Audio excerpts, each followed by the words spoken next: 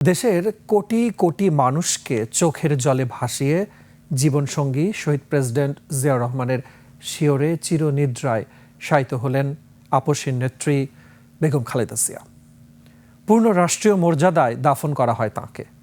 রাষ্ট্রপতি ও প্রধান উপদেষ্টার পক্ষ থেকে জানানো হয় শ্রদ্ধা। এছাড়া জিয়া পরিবার ও দলের পক্ষে শ্রদ্ধা জানান বড় ছেলে তারেক রহমান। পরে বিএনপি নেতাকর্মীরা প্রিয় নেত্রীর প্রতি নিবেদন করেন ভালোবাসার অর্ঘ্য। সোহেল সামির রিপোর্ট। ৩১ ডিসেম্বর ২০২৫, তখন সন্ধে 4:45। জাতীয় সংসদ সংলগ্ন চন্দ্রিমা উদ্যানে জীবনসঙ্গী শহীদ প্রেসিডেন্ট জিয়াউর রহমানের শিয়রে চিরনিদ্রায় শায়িত হলেন বেগম খালেদা জিয়া।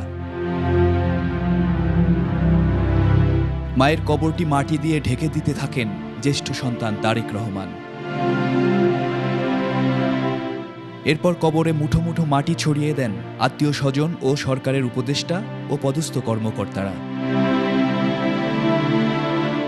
অতঃপর দেশনেত্রীকে রাষ্ট্রীয় সম্মান জানান সশস্ত্র বাহিনীর চৌকস দল। এ সময় বিয়োগলে বেজে ওঠে করুণ সুর।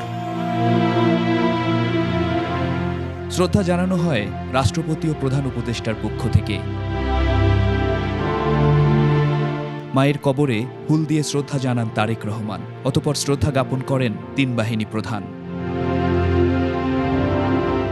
বিদায় বেলায় আপসহীন দেশনেত্রীকে জানানো হয় সমন্বিত অভিবাদন। সৃষ্টিকর্তার দরবারে খালেদা জিয়ার আত্মার মাগফেরাত কামনায় দোয়া। অশ্রুসিক্ত জাতি পরপারে তার জন্য কামনা করে শান্তিময় জীবন।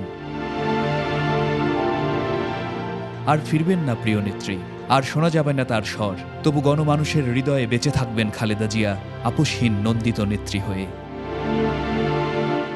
সোহেল সামি, 21 টেলিভিশন, ঢাকা।